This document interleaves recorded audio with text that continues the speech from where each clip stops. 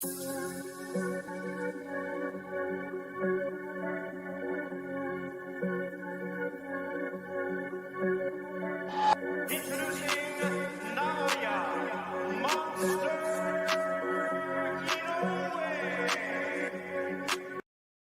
that nigga was that Japanese guy was insane. What's going on, everybody? DStyleBoxing. You'll be joined by my co-host, DStyle Calix. Not DStyle. Two DStyle. What's going on? Man, shout out to everybody. Shout out to our audience on the audio as well. Spotify, iHeart, the whole nine.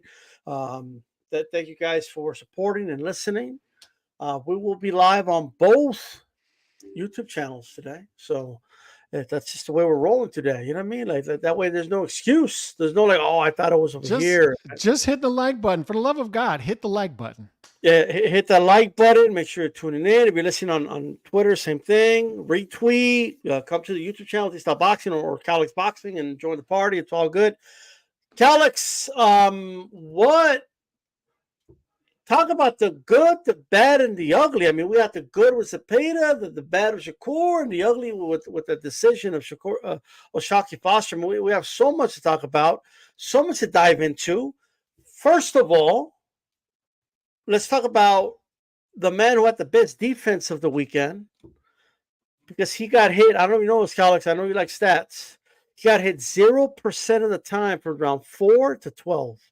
Took no punishment. 0. That's William Zepeda, because he put his opponent out. That's the best defense. You got to do it out. It's over. Best defensive fighter of the weekend, because from rounds 4 through 12, he didn't get hit. It's about hit and don't get hit, right?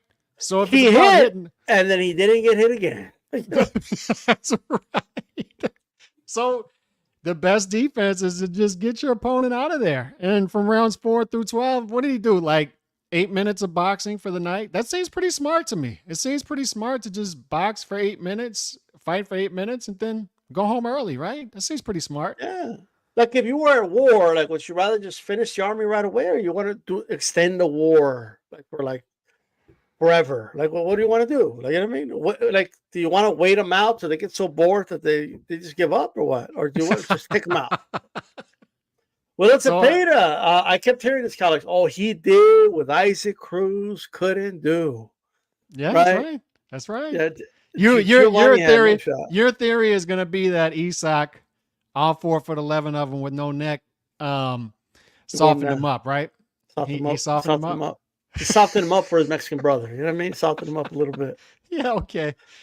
Okay. Yeah, that other shot was that body shot was brutal. Oh my God. I knew Cabrera was not going to be able to stink him out.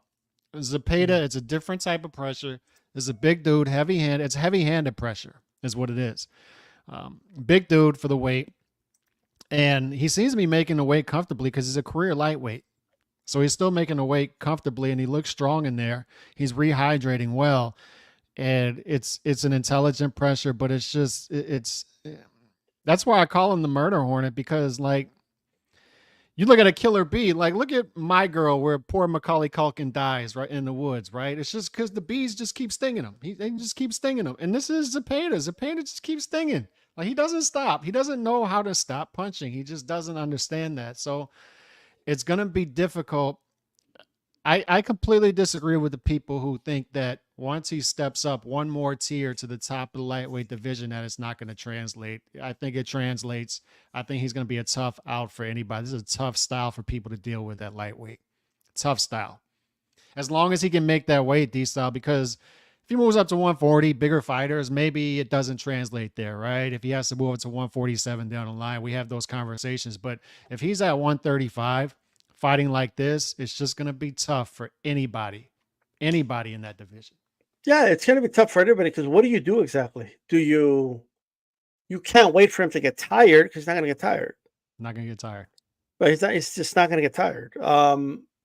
You can only stink him out so long, and then the pot shotting could work if you have power.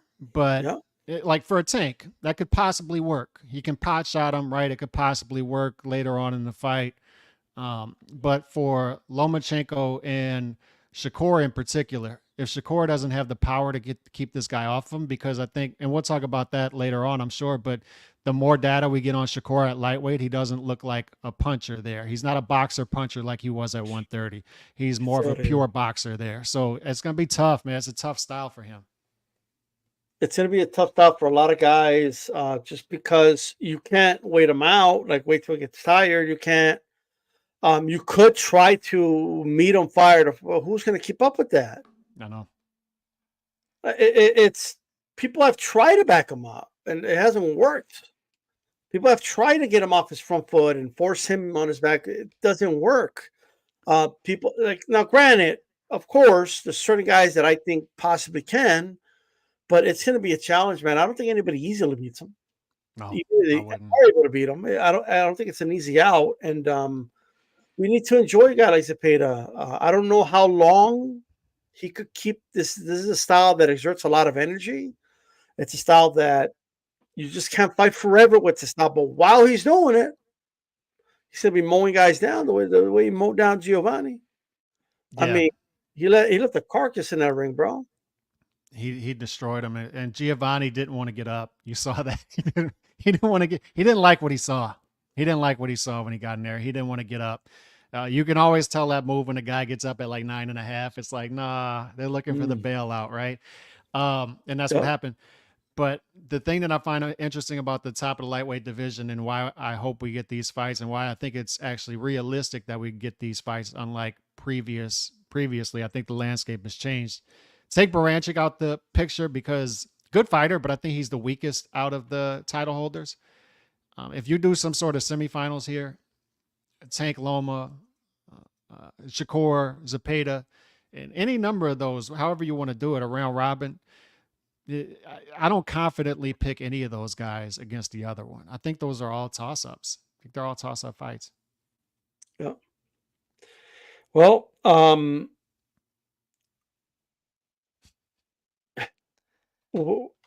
damn. Like, I don't know, man. Like, obviously, De La Hoya has a plan to get him to a world title first. You know what I mean? Mm-hmm. But I just don't know if he, like, I don't know. Like, how do you think he fares against, like, okay, so you think he beats Shakur? I'd give him a slight edge over Shakur. 55-45. Activity? Yeah. It's just I don't activity. think Shakur could hurt him. I don't think Shakur can hurt him. I don't think Shakur is going to make him look amateurish in spots. He will, but I don't think those spots are going to be, I don't think he's going to do it enough. Right. I don't think he's going to have enough of that in him. And then there's going to be times where Zepeda is just all over Shakur. And that's why it's a tight fight. And it goes to how do the judges score that? And I think Zepeda is so overwhelming with his output that I can't help but think that the judges would score based on activity. And I think Shakur would have to be a very negative in that fight to win. Very, very negative in that fight to win. Yeah, but for how long could it be negative, and how is he going to stop the assault? I mean, it's going to be like a swarm of bees coming at him, and it'll be interesting. I'll say that. And also, how do you think he favors against Tank? Zepeda? Yeah. I think that would be that'd be the one fight where I'd say his pressure could work against him as the fight goes on, because if Tank withstands that early onslaught and Tank starts to get underneath him and push back a little bit, I could see Tank's pot shots working because he has high IQ. I could see his pot shots work. But if Zepeda walks through Tank's shots, that would be if Zepeda just eats those shots I just don't and continues coming forward. You don't think he would eat Tank shots? A couple of them, but at some point. You think Tank would eventually? But I'll tell you what, though. I'll say this: a fight I'm thinking about is the Leo Santa Cruz fight. And Leo Santa Cruz wasn't doing that bad, and he's not as big as Zepeda. He doesn't hit as hard as Zepeda. His volume, even though Santa Cruz had a high volume, is still not quite as high as Zepeda's. And I think Zepeda can absorb more punishment at that weight than Leo Santa Cruz was. So, at the very least, it's going to be a much tougher fight than Leo Santa Cruz fight. right? Yeah. So, and Leo was winning. He won some rounds in that fight. So it's not an easy out, right? Let me ask you this. Yeah. How would you rank them 1 to 4 right now? The reason I ask this is if you look at ESPN's lightweight rankings, they flipped Zepeda and put him over Shakur after this weekend. If you look at Ring Magazine's rankings, they have Zepeda now 3, Shakur 4. I agree with that. You agree with that? You're okay with that? I'll still have Loma 1 and Tank 2. Why? And what's your reasoning behind having Zepeda above Shakur at lightweight? I think, but first of all, they're both winning. I think they fought like a same level opponent. And you saw how one handled one, how the other handled the other. I mean, Zepeda had better defense than Shakur. Like I know that's gonna mind, but like no, he doesn't. He does. He got hit 0 times from rounds 4 through 12. I mean, you could show me the stats for Shakur from his round 4 to 12 if you want. We could exchange them, but how many total punches did they both get hit with on Saturday? I'm sure Shakur got hit by more punches than Zepeda. That's right.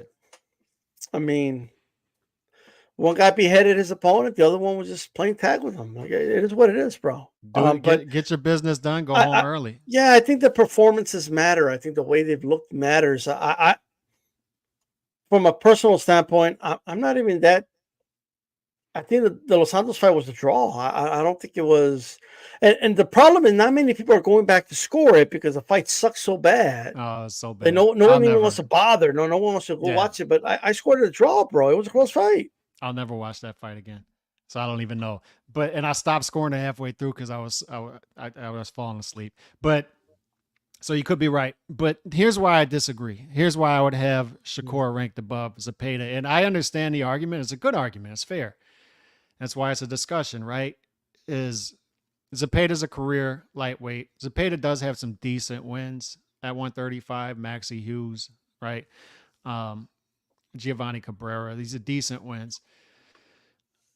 And they're on par to what Shakur has fought at lightweight so far. Shakur, he looks more of a pure boxer than a boxer puncher at 135. All this stuff is true, right? But we can tell a lot. I say this all the time. It's going to sound like a broken record about a fighter by how his handlers handle him and how his peers in and around the weight class react when his name comes up in the conversation, right? So I can't get past the fact, and I'm a William Zepeda fan, huge fan, one of my favorite fighters, but I can't get past how Oscar reacts when Shakur's name is brought up when they're talking about William Zepeda fighting him. And last year, they were allegedly, I think people know this by now, they were offered the Shakur fight, turned it down for a title. And now, even now, Oscar seems a little hesitant. And Zepeda's not. This isn't Zepeda. Zepeda, I'm sure if you ask him, he'll fight anybody. He's willing to fight anybody. But I want him to take control of that and get ahead of it because even Oscar now is sort of half-stepping saying, I want to get a title. I want to get a title before we fight Shakur. It's like, man, let's just get to this and get to this matchup. If Loma and look, Baranchik's got a fight scheduled that looks like coming up, and it looks like Loma and Tank's going to fight each other. So let's just get to that. But here's the thing, Alex. And that's why but I want to say that's why I have Shakur ranked ahead of Zepeda now is Shakur's willing to fight that fight and Zepeda's not. So that tells me a lot. Here's where I need to say that this needs to be said. Is it that De La Hoya is looking at Shakur and saying, "Oh my God, I just don't think we could put him in there because it's we don't want that fight," or is it Baranchik has a belt as well and it's just a cheaper fight to make? Yeah, but Baranchik didn't have a belt last year, is what I'm saying. Yeah, but at this moment, he's talking about Baranchik. He's saying he wants him to fight Baranchik, or anybody in lightweight, quite frankly. Even Lomachenko isn't as expensive as Shakur at this point. Shakur doesn't think he's worth $3 million, bro. Mm-hmm. Shakur is outpricing himself out of fights. So you're saying it's not just we're afraid of that guy; it's business. It's he's too hefty of a price on the other side. It's a risk, just like Loma's a risk, right? But we got to look at the upsides. Well, what's the upside of fight Shakur? It's not going to be a great fight. Shakur's going to try to sink out the joint. That's number True. one. Second, he's expensive. So as a True. promoter, if you're Golden Boy, right? Like, why should he invest all this money in Shakur, right? When he could like think out the joint. Like I just like it. I think they're looking at it from that perspective. I don't think it's from I think it's a tough fight, and I don't know what he could beat him, because I don't think they don't know if they could beat Loma. I don't think they don't know if they could beat these other guys either. I think that's what it is. You're saying that if Shakur was a little more realistic with his market value, that fight would be makeable. 100%.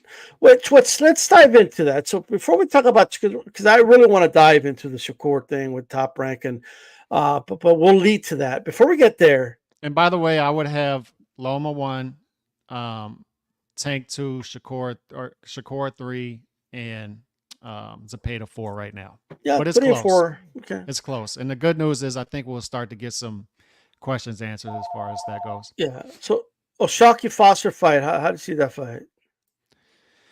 O'Shaquie Foster, good Lord, man. Good Lord. Sad. Very sad. On many levels. Number one, this was clear. This was a clear-cut decision victory for O'Shaquie Foster. This wasn't as much. Look, Haney Loma, I thought Loma clearly won that one, but this was way more egregious than that. There are levels to it, right? And this was more Paul Williams, Arislandi Lara. Remember that fight? Remember nobody thought Paul Williams won that fight. I was a Paul Williams fan, and I was far from an Arislandi Lara fan. But we all saw what we saw. And we all saw Arislandi Lara win 9-10 rounds, and then somehow Paul Williams wins the fight. So this was that. I mean, the unofficial scorecards were so wide. This was not a thing. The betting odds went up to like 20-1 favor for Shaq Foster, to where I stopped tracking it, right? Because there's just no value there. And there's just no way they could give a decision to Conceição, right? But they did it. So this is past incompetence. I keep hearing that word, incompetence. This is past incompetence. This is clear corruption at this point. I don't know why. I can't pinpoint why. Maybe Shaq Foster brings no value to Top Rank. He's got one other fight left, and then they can feed the belt to Conceição so he can feed the belt to another Top Rank fighter at 130. That could be the case, right? Because Conceição has been a lot of title shots. They've been trying to put this guy in as many title shots as possible. So maybe they're trying to feed it to somebody else. I don't really know, or it's something deeper than that. I don't look. I'll say this. I scored at 8-4. I didn't have it that close. The problem for me is the output of Foster wasn't that high. And the fight sucked, by the way. It was just as bad as Shakur fight. Yeah, it was a bad fight. It was a bad fight. And that's why. So that's number one. And I'd rather not see the rematch. If you're stinking up the joint and one guy is more active than you, don't be shocked when judges give them rounds. They're gonna it's gonna subconsciously happen. They're gonna give rounds to somebody that's trying to be more active than you if it's a boring fight. And I think that's what happened here. Now I wouldn't give Conceição the fight. I think that was a bit too much. I don't even think it would be a draw. I think 8-4 or better for Shakur Foster, but I mean, we're arguing over maybe a couple rounds that doesn't even matter on the result. But I think that's what it was, in my opinion. You know what I mean? So you thought it was incompetence then, not corruption? Because I see corruption. I see that too. Possibly people with deep pockets who are betting on the fight. And look, this is the type of fight that you would do this with. It's a close to a toss-up fight. Why not put a lot of money on a 2.5-1 favorite? I'm just throwing this out there as a possible theory. I don't know if it's going decision. So why not there's get levels, to 2 judges? Like, here's the thing. There's levels to corruption. Just like you say, there's levels to like a robbery. Like there's levels to like. I don't think Top Rank is like putting money under the table to these judges to rob. No, I'm not talking about Top Rank. No. That's what I mean. Like I'm saying that there's levels to it, right? So I don't think this is a promoter level thing. Yeah. I don't think ESPN and Top Rank have anything to do with this, right? Right. But could I mean, of course, judges can be paid off. It is what it is, right? But all I know is this: when I look at that fight, first of all, those people saying they fell asleep during that fight. That's number one. Yeah, true. Now I understand that's how you score boxing, but if you are putting a low output and it's a very low energy fight, don't be surprised when judges give it to the guy is putting out a bigger output, more output than you. Like he was just throwing more than O'Shaquie Foster. Mm-hmm. So like that's going to, in my opinion, that could be an explanation as to why they give him the fight. It's not a good enough explanation, right? Like it still doesn't justify that there were terrible scorecards, but I think they were influenced by how the fight played out. In other words, now somebody put something in the chat that I kind of agree with. I do think, I'm not saying it had anything to do with this fight, but I do think networks promoters are starting to put their foot down against defensive-minded fighters or fighters that fight in a defensive-minded manner. Yep. Because I know it's going to sound dramatic to people, whatever, but it's true. Like the health of the sport depends on it. Like boring fights are hurting the sport. Now, but let me end with this, because I don't want to come off like I'm justifying the judges. Shakur did win. I mean, O'Shaquie Foster did win that fight. Mm-hmm. Okay, he should still be the world champion. It's as much as I like Quincy Cal's story, it's hard to feel good for him because I don't think he really earned that victory, right? But it kind of is what it is. You know what I mean? You kind of stop calling it a lightweight robbery. I mean, I guess, but it wasn't a heavyweight robbery, I guess. So I thought it was egregious, but the thing is, the fight was not good. So none of us want to see a rematch. So I think if you want to give a little, maybe O'Shaquie actually goes on the attack. I think he's that type of fighter. And that's what he said too. That's what he said. He's not going to leave it up to the judges in a rematch. But this is the thing. It would have to be on an undercard. You can't have that as a top-ranked main event. And maybe you can do him justice by giving him a title shot against another guy at 130, who's at top rank, and let Conceição hand his belt off to somebody else, another top rank guy at 130, right, who is more marketable. And maybe you do it right that way. But either way, Shaq Foster's got one more fight left with top rank, and we'll see if there's a future there after that. And you're right. Like it's tougher to have the market behind you if you're not a more offensive minded fighter. But the thing about Shaq Foster is he has been the past couple fights, not this fight, but he has been in the past. Rocky Hernandez fight happened, right? He was more active against Abraham Nova than he was in this fight. So I think he's a solid pro. I think he's a good champion, or was a good champion, who still should be a champion. And somebody's asking in the chat, like, who would he be paid off by? Who would these judges be paid off by? They're in the major sports. There are scandals going on with gambling, and big time like gamblers. Referees in the NBA have gone to prison. So it's not legal. Like tell the dudes have gone to prison for doing I'm just saying. Big time gamblers getting to judges, referees, all this stuff in major sports, right? And for a sport as corrupt as boxing, it's happening. It's happening. So we shouldn't act like this is a conspiracy theory and we have tinfoil hats on to say that somebody with a lot of money who has a lot of money on this fight, 100%, big handle, could get to two people who aren't paid well to judge these fights and say, hey, give Conceição this fight. We know it's going to decision anyway, and we'll give you a nice little kickback on the end. It's not that hard to imagine those things, but what are you going to do? You know what I mean? Yeah. So, I actually wouldn't mind the rematch only because in this fight, the one that shows the style of the fight was O'Shaquie Foster, and O'Shaquie Foster could change that. I think just like the Taylor Catterall fight, I think the second fight will be better. I think. Yeah, probably. But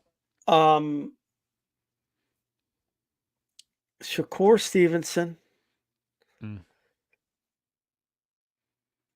look, I'm not going to really touch much on the fight because we all saw what we saw, but everyone agreed. Like, you know what gets me, Calix, is when people say it's boring, and the counter is, oh, because you guys don't appreciate or don't understand the skill. Yeah. But no one is saying he's so unskillful, that's why it's boring. No one is questioning the skill. Like, I don't know anybody out there saying that he's not a skilled fighter. Nope. Right? It's like a deflection. But this is all you need to know. People were walking out. His people, his hometown people, of all shapes and colors. Yeah. I saw a 400-pound lady go out, a 6'5" dude go out, a Hispanic dude, white dude, black dude, all shades and all walking out of that fight. Yeah. What else do you need to know? Like, I know they want to lie to us. I know they were close to shield. Nobody was walking out. Like, what are you talking about? And Shakur saying that Top Rank paid people off, like, they could walk out. You know how much money they're spending on you already? Did you see how other people say, oh, why are they showing this? They shouldn't have shown anything. Andre Berto's complaining, bro. What you make of it? And by the way, I mean, pertaining to that, this happens in every sport. Like, if you watch multiple sports, I'm sure you see that in soccer. Like, I see it in college football every week. It's like a team, the away team will go up 3 touchdowns with a couple minutes left, and then they'll pan out to the crowd and they'll show people just exiting. They'll show the parking lot. Like, you'll see like the tail lights lighting up. People are leaving, right? You'll see people, memes every week of fans crying. It's like a normal thing to pan out to the crowd.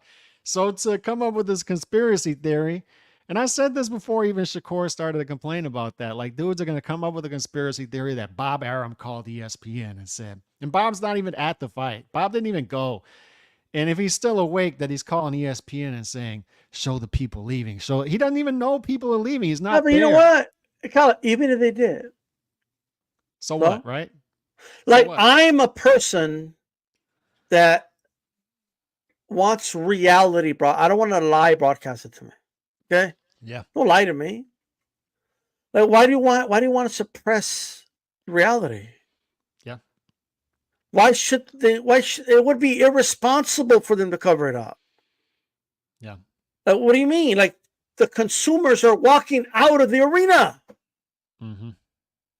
Like, they're leaving, bro. Like, you know what?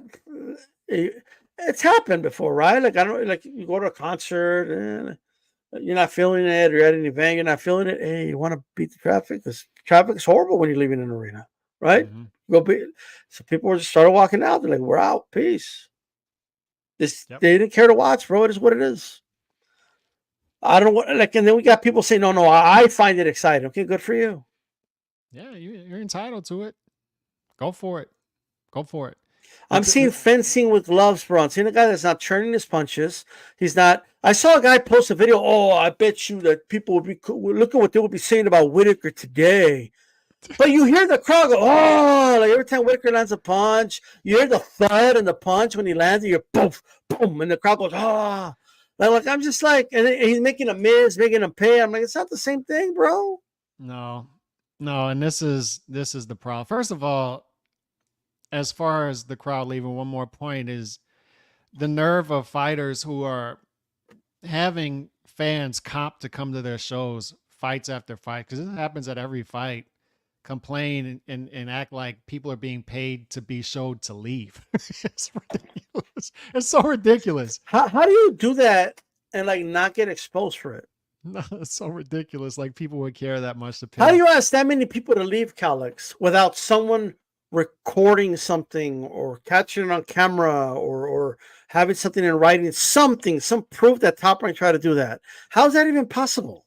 How do you coordinate something that there's no email, there's no source of it, there's nothing, bro? Mm-hmm. I'm sure people would come forward, somebody, and say they got paid to leave. So ESPN can show it at the right exact time, right? round 11. And they would know. They would know because it would be like clockwork, right? Like they would just know that it's gonna happen. So yeah, let's go. It's Doesn't make any time to sense. start. It's time to start it. But the other issue is, so this is what American boxing fans do, and they think they can get away with it, but they're really not getting away with it. Is they think they can do this thing where they have their cake and eat it too. Their expectations of these fighters are so low that if you expect them to do just something really good, they're saying, why are you asking me to do that? Do you want them to lose? It's not that. It's just previous generations, we've expected great things from great athletes, and now you don't want us to do that. But at the same time, they'll do this tricky thing where they'll put these guys in special conversations without expecting them to do special things. So we hear this all the time, right? Tank versus Roberto Duran. Of course, Tank would beat Roberto Duran, right? Because he beats everybody. He won't even fight the fights now, but he's putting these great mythical matchups with great lightweights of all time, right? And then here's another one. They'll do this thing where they'll compare Shakur to Floyd, and they'll compare Shakur to Pernell Whitaker. We've all seen the clip, and I showed it on Twitter the other day, of Pernell Whitaker landing 11 straight left hands and knocking Hurtado through the ropes late in the fight. You will never, ever, and this is like, it's not to bash Shakur, it's just to say you're comparing him to guys like that. Pernell had a mean streak. Pernell had a streak where he had a killer instinct and where he could get aggressive if he had to, and he stayed in the pocket. And Shakur's a pocket fighter too. He's poised. That's where the comparison is. But where the comparison ends is I saw a guy on Saturday night, D-Style, who didn't go in with the intentions of, I don't care about the fans, I'm just going to cruise to a victory. That's not what I saw. What I saw was a guy who wanted badly to stop Artem, wanted badly to put on a show in his own way, but he's incapable of doing it. And to me, that's the red flag. That's the red flag there, is he's not turning on punches, as you said. He looks like at 135 that he's fighting with almost 16-ounce gloves. It's just not having the effect on his punch on his opponents. He's still a great fighter. Nobody's questioning that. Even with those deficiencies, he's still a great fighter. But what I see is he's been a great fighter for a couple of years now. Now he's stagnant. He's a stagnant fighter now. Teofimo, stagnant fighter. Shakur, stagnant fighter. Haney, stagnant fighter. I've seen these guys get to a certain level and then just become stagnant. And that means that something's broken. And I think it's these fighters are entitled. They get to a certain point where they have yes men around them and they don't have people pushing them to the next level. And I think the American boxing fans and American journalists do a lot to they do a lot to feed these guys egos and not push them to do great things and special things to where they don't even feel like they have to go out there and do it. And that's where Shakur is at right now. To me, I thought he tried, D-Style. I thought he tried in his own way to but did he try poised. Did he try hard enough? He tried the only way he can try. What I'm saying is he doesn't have it in him to throw 11 straight left hands like we've seen but it's Pernell not Whitaker just that, do. Calix. He's slapping with some of the, he's not turning his punches on his shots. That's what I'm saying. He's not like, sitting on his it's like punches. he's too concerned that something's coming back, so he wants to get out of there. He's jittery in the corner against Artem. Imagine how's he going to be against fucking Tank? It's not in him to be that aggressive guy who's going to come in round one and seek you out. He's got to feel you out until it's safe. And then he started to walk Artem down in the middle rounds. And I said, maybe I shouldn't have cashed out my knockout bet early like I did in the fourth round, because he might be coming on now. And it just never got to his destination. And Artem wasn't even running. Like, that's the narrative out there, that Artem was running. Artem was not running. Okay, fine. Artem was running. Why didn't Shakur cut off the ring? That's what I always hear, right? When people like say that Shakur was running and why his opponent should have cut off the ring? If they want, well, why did Shakur cut off the ring then instead of talking about running shoes? Mm-hmm. Shit's crazy, bro. And he wasn't running. He was spinning off the ropes and then getting back to the middle of the ring and then resetting. That's what he was doing. There was no running there. There was a lot of exchanges. And pathetic. And I think Chicano's right in the chat. I think it's not just Shakur. I think several of these young fighters of this generation, this crop of fighters that came up, I think they peaked. I think Teofimo peaked. I think Shakur peaked. I think Ryan, wherever Ryan's at now, that's his peak. He's not going to be able to get to another level. They're not getting to that other level, and they're not refining their game and their weaknesses, and we're not going to see them reach the heights that we once thought they would get to. And that's why we just have to start working on this new generation of dudes. But here's my thing. 15 million, 5 fights, 3 million. That's a guarantee. Mm-hmm. Like if you landed a pay-per-view fight with somebody, that's extra. Like it's just 3 million guaranteed. Whether you sell, whether you don't sell, whether people watch, don't watch. By the way, he did 1.3 million or something like that viewers, and people are like, "Oh my God, he's worth every penny." Like, guys, that's not a lot of viewers, guys. The fact that that's the highest viewed ESPN fight of the year is sad.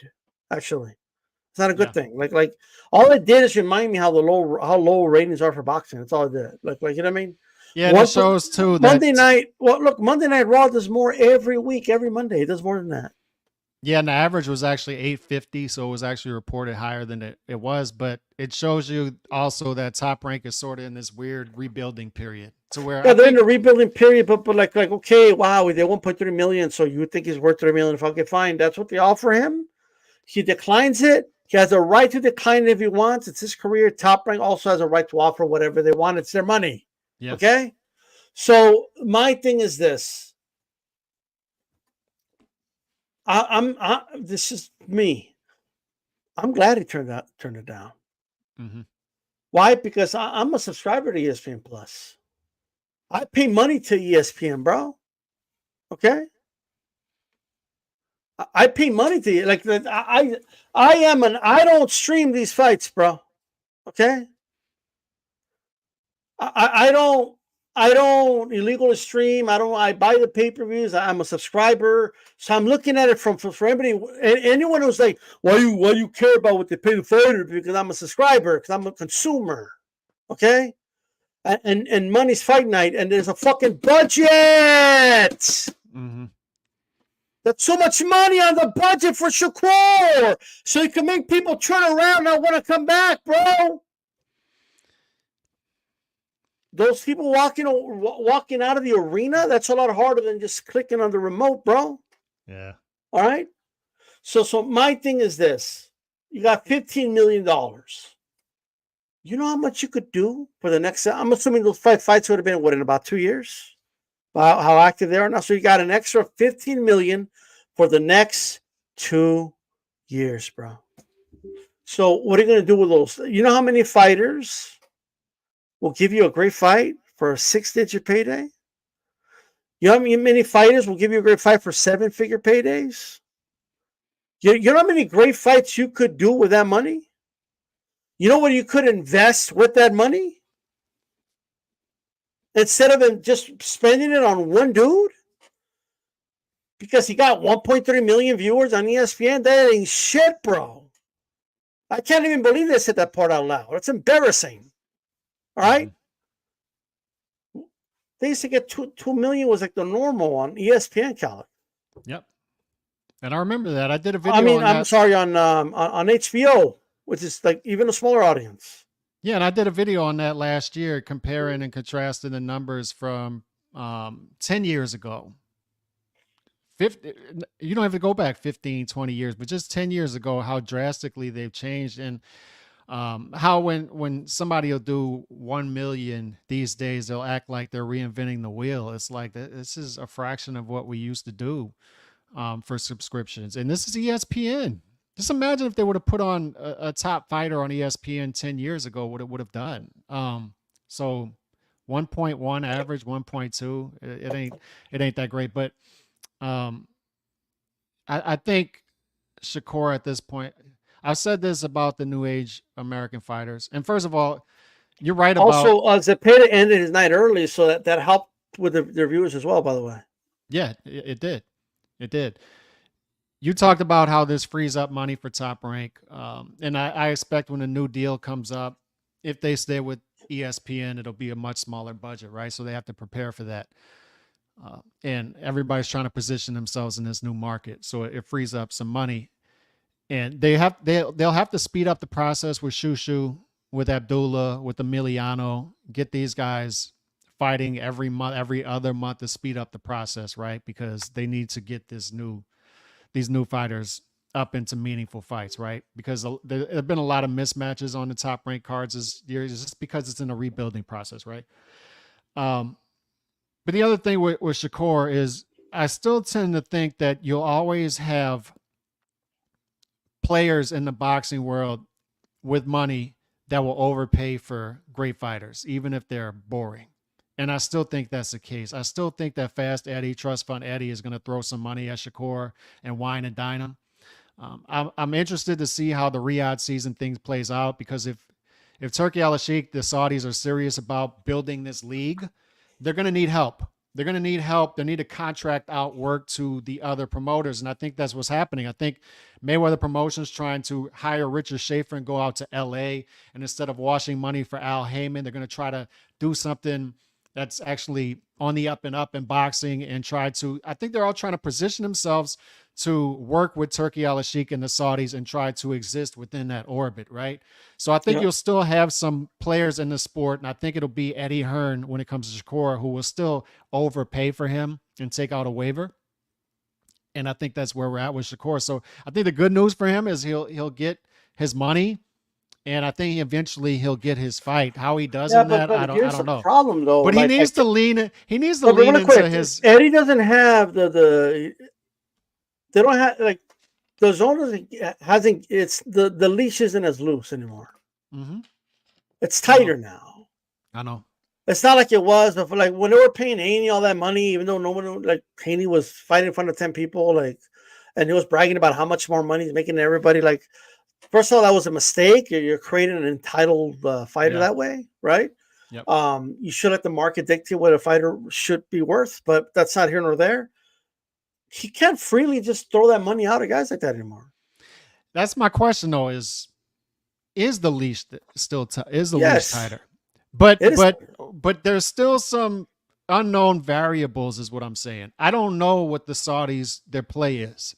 Well, I assume that I don't think the Saudis are going to be interested in Shakur. I'm going to put that right out there right now. If they're serious about this model where they want to sign the top 10, 15 fighters, whatever it is, for 12 weight classes, then they're going to have to be interested. That's a pipe dream, brother. It ain't going to happen. And another thing is, I understand Turki Al-Sheikh is only interested in entertaining fighters. He's a boxing fan, but he's also, for whatever reason, we've talked about this, he has a hard on for Bud Crawford, right? And Bud Crawford's but Bud is an entertaining fighter, though. He is, but I'm saying he's got close ties to Shakur, so he's going to be in Turkey's. Oh, I see what you mean. Like it's going to be like some like, hey, hook up my little bro. Blah, blah, blah. Yeah, he's got a hard on for Bud. But here's the thing, though. Like bro, like Bud just isn't like that. But like, I'm just going to tell you that right. Yeah, but no. Like right. I'm telling you, for people that know Bud, like Bud's not like that. Like it's he's not like let me hook up my friend and put him on his card, or that's just not what he does. Now. Could Turki Al-Sheikh do it indirectly, like in he's cool with Bud, so I'll hook him up, maybe, you know what I mean? But Bud's not gonna go at bat. Like Bud could be as supportive as he wants on Twitter or whatever for Shakur, but he ain't gonna go to bat for him. I'm gonna tell you that right now. Yeah, so I'm just telling people though, Shakur is not capable of being entertaining. He tried on Saturday. I'm just telling y'all, he tried. He doesn't have the genetics for it. He doesn't have it in his nature to stick his chin out in the air and try to lure people in. He's super safe, and I'm just telling y'all, he tried to knock Artem out. He's just not capable of fighting that fight. He tried in his own way to be entertaining, and I think that's why he was kind of baffled. He looked baffled as he thought he was being entertaining. I'm telling you. And I think he's baffled, and I think he was shell-shocked that he logs onto Twitter after the fight, and he's seeing the backlash that he saw. And he's firing shots at everybody. He's firing shots at Steve Kim. He's firing shots at Killer Cam and Mace. He's firing shots everywhere. Poor Chris Algieri. Chris Algieri's been praising Shakur nonstop. And Chris Algieri's catching shots. It's like, that's how shell-shocked he is right now. He does not like being called a boring fighter. He'll lie about that. And he needs to lean into the Andre Ward role. Andre Ward was a great fighter who could not sell outside of the Bay. He just couldn't. Outside of the Bay, nobody cared about Andre Ward. He had to be in the Bay to sell 8,000 to 10,000 tickets. But Andre Ward still accomplished some great things and had a Hall of Fame career. Shakur could do that. He just needs to lean into that role, I think, and just say, I'm going to be this boring fighter who racks up W's and you're going to have to hate watch me. Let's talk about this. Touching on all that. Do you believe that, like, let me go a little deep with this, okay? So I feel like what's happening right now, like just in general,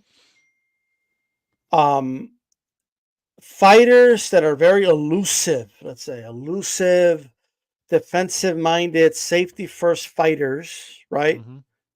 Are, I'm not going to say targeted, because I don't think they're being targeted, but you know, it doesn't seem like they're doing them any favors recently, like promoters and they should be targeting. They should be. Well, here's where I'm going with this. So I believe that a lot of fans that like guys like Shakur and like with that style, you know what I mean? Even Haney, if you want to kind of throw him in there as well. Like I think they get a sense like they know like that's coming, and they know it doesn't favor a lot of the fighters they like. They know that if they get stricter with holding, it's not going to favor a certain style of fighter. If you don't reward boring and you reward guys that are actually trying to make the fight, you know, it's not going to favor that style of fighter. And I think it's only logical to think that promoters and power brokers in the sport want the sport to be exciting so they can make profits, so they can make money, so they can bring in interest. You know what I mean? I think there's a lot of that going on right now. Like, I think we're in the early stages of it. I think we're seeing that. Yeah, and I think Turkey Al-Sheikh and the Saudis are going to make a big push for that too, right? I would like to see, I'm with you. I would like to see smaller rings. I would, you know, I think 18 by 18, baby. Let's go. Smaller rings, and on top of that, referees getting in there and enforcing penalties for excessive clinching, because tactical clinching it's against the Marcus Queensberry rules. It should not be allowed. So I think we need to create more action in the middle weight classes, in the upper weight classes, like we have in the lower weight classes. That's what makes. I mean, look how great the Gallo fight with Bam. Bam. It was a one-sided fight, but there was still a lot of ebb for Bam and a little bit of flow for Gallo, but it was some ebbs and flows like in the fight, right? But it's easier on the eyes. It's better to watch. It's like constant, and it's like, oh shit, whoa, holy shit, oh fuck, like it's just a constant movement, bro. Right? I am a diehard boxing fan, bro. I promise everybody out there, I don't have I have a fucking boxing channel on YouTube. So does Calix. That means we're fucking boxing nerds, okay? Like that. I mean, that's what that means, okay? I love this sport. Like, I love boxing. It's my favorite sport of all time. Yep. And I find some of these fights to be unwatchable. Like, if I find them unwatchable, if I find hold, clinch, pause, break, clinch, pause, break. Like, do you know how like you can't even get into it, bro? Like, you ever like watch a soccer game, they keep kicking it out of bounds every 5 seconds? Yeah. Or like you try to watch a football game and they keep calling timeout. Even if you love football, but they keep calling timeout. Flag, penalty. It becomes unwatchable. It's kind of like, well, what the fuck, right? But in boxing, it's constant reset, hold, reset. And I keep getting to, because you don't understand the sweet science of the holding and I know why they do it. I know why they're holding. I know it's effective. What I'm saying is it should be a lot harder to get away with it. And if we got rid of it, then it shouldn't be a tactic to use. Figure out another way to do it. because that way is making the sport unwatchable. You want to show off your clinching? There's a sport called Muay Thai. You could clinch all you want over there. Knock yourself out with the clinching. There's a sport called MMA. You could go clinch yourself out over there. All like there, okay? Hey, I don't know if you know this, there's a sport called Greco-Roman wrestling, right? you could clinch, bro, and they won't break it up. They won't even let the dude hit you with a punch. You could clinch all day, right? But I keep hearing people like, no, it's good. No, I like it. Most people don't like the clinching. It makes the sport unwatchable. I've sat down and watched boxing matches with people, and you know what word they use? These are non-boxing, just casual people. This is a sloppy fight. How many clips, Calix, you see of fights in the 80s, the 70s, even the 90s? How many of them you see and say, man, it's a sloppy fight? I'm not saying it didn't happen, but a high-level world championship fight, how many of them were sloppy? Not ugly, like oh, I'm making it ugly. And they're no sloppy. They're sloppy. They're holding, and then they rabbit punch, and then they look at the ref, and then the ref breaks it up. And then in some fights, the ref just lets it go. Right, you could hit with your free hand all you want. In other fights, they break it up immediately. Right? Oh, it's a ref discretion. The ref gets to decide. I'm just saying. Any thoughts on that before we get to the weekend fights? Yeah. So, two things to address. A couple things in the chat. Bam doing 7K for his last fight is good, right? So Shakur didn't sell out in Newark. Let's get that straight. He did 10. I think it's his third fight there. He did around 11, then 10, then 8. So there's actually been a decrease in the amount of people showing up to his fights in Newark. And by the time the last bell rang, the final bell rang, there's probably about 2,000 to 3,000 left, right? So a downtrend there, and with a lot more promotion behind him, a lot of promotion behind him in that area to get those people in that building. Bam, a lot less promotion, a lot less money behind him. And his numbers continue to increase, and he's only 24 years old. So watch the next time Bam fights in either Phoenix or San Antonio. Watch what the crowd is. I guarantee is around 10,000 plus. Just telling you. So Bam's a star that's going, a guy who's going in this trajectory up. And you got another guy going trajectory down, who is going to need other names. He's going to need other names. He's going to need big name dance partners to sell fights going forward. So that's that. The other thing is this one right here, and just to address this, my issue with that, there are many styles in boxing. You want to make it hard for slick boxers to display their talent. We watch to see what style is the best. The thing is, there's a lot more tactical clinching now. Can I say this really quick? Yeah, go ahead. The rule, what they're allowing when they shouldn't allow it, is benefiting. It's helping the slick outboxers, right? They're hooking them up. Yeah. I agree. No one should be hooked up. Nobody should be helped. Nobody should benefit from anything. The rules should be just enforced. Yes, just enforce the rules. Like the whole point is to not allow clinching the way they're allowing it. So when De Los Santos, people kept saying, well, De Los Santos should have cut off the ring on Shakur. But he did cut off the ring. That's how I know people don't know what the fuck they're talking about. He did cut off the ring. The problem is that when he would finally cut off the ring on Shakur and he had him against the ropes, what would Shakur do? Hold him. Right? And then the ref will break it up, put him back in the middle of the ring, and then De Los Santos have to start all over again. Well, who's that benefiting? That's benefiting the slick outboxer. It is. And to me, if you're that special, if you're that slick, you can be slick without bending the rules, right? So, and we've seen that in the past. We've seen fighters 20, 30, 40. And I'm not saying that there hasn't been clinching in the past. Bernard Hopkins existed, right? Andre Ward existed, right?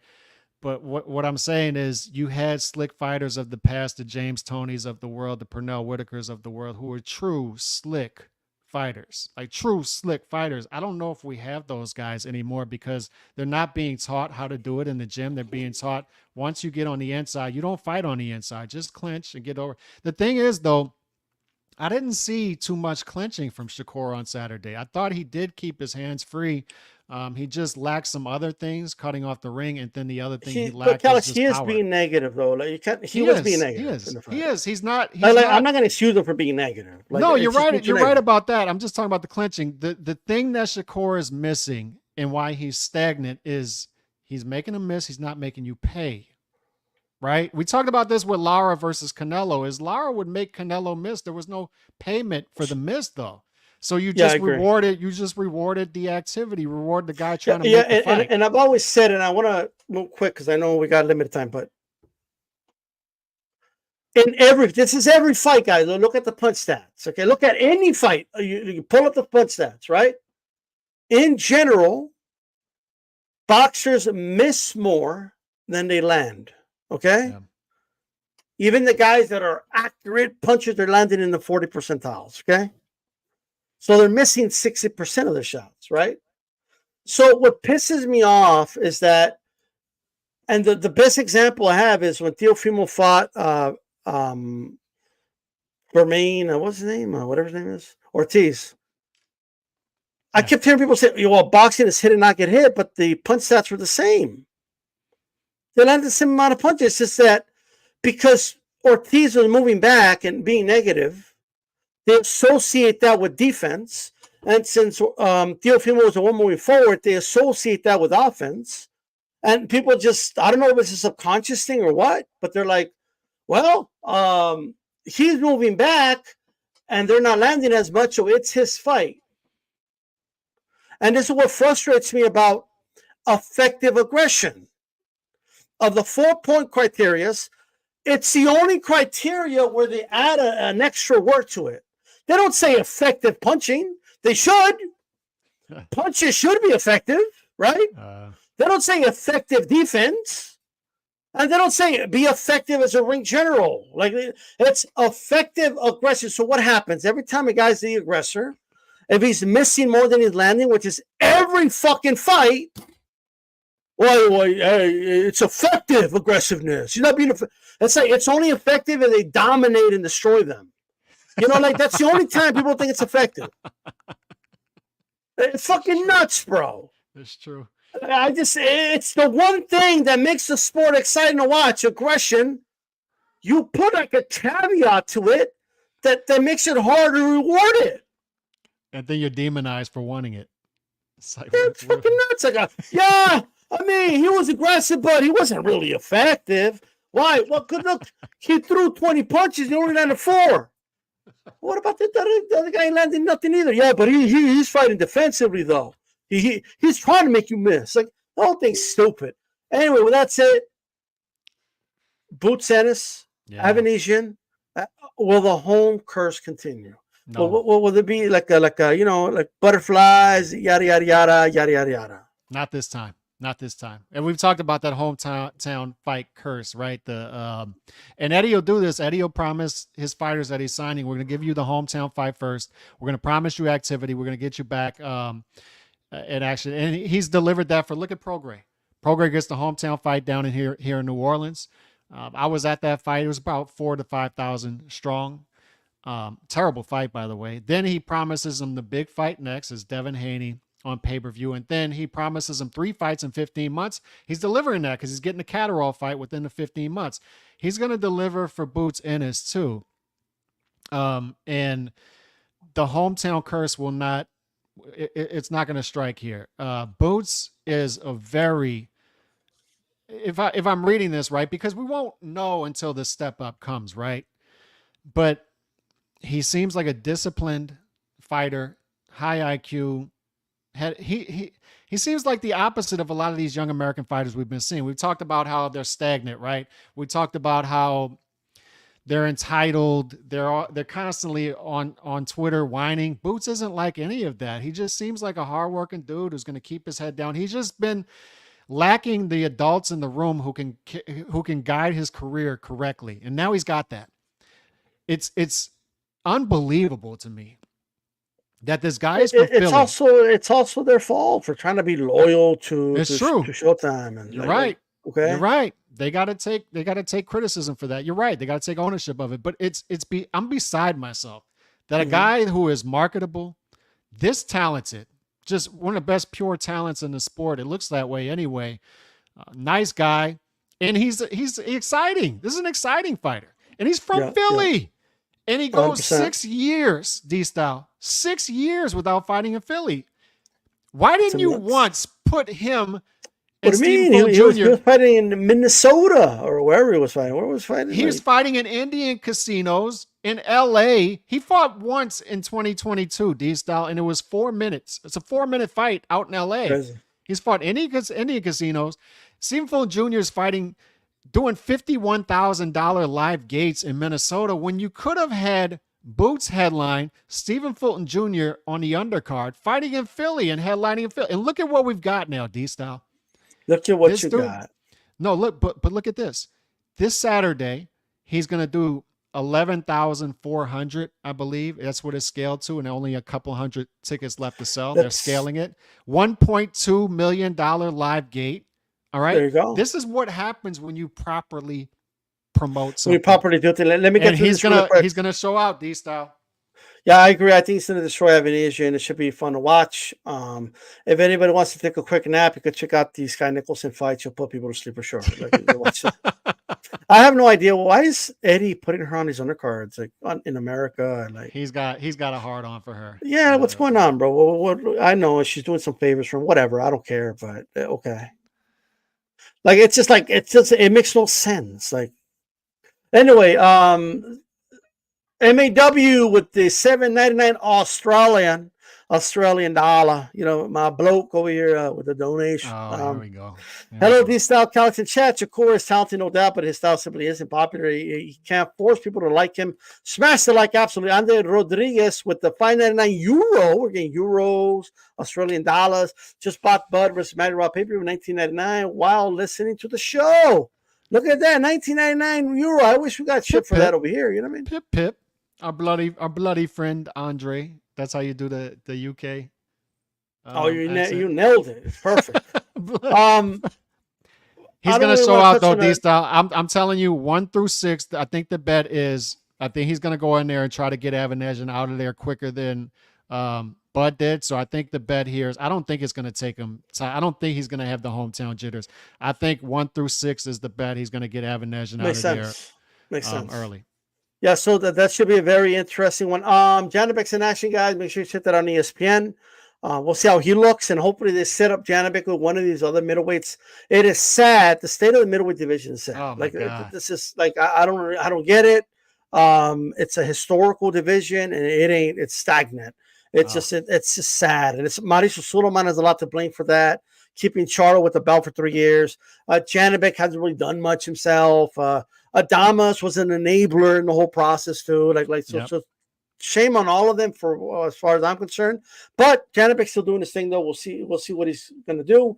One more thing before we go out. Sam Goodman. Tough fight. Look, I kept hearing about how the guy's tough. I looked up the dude's resume, bro.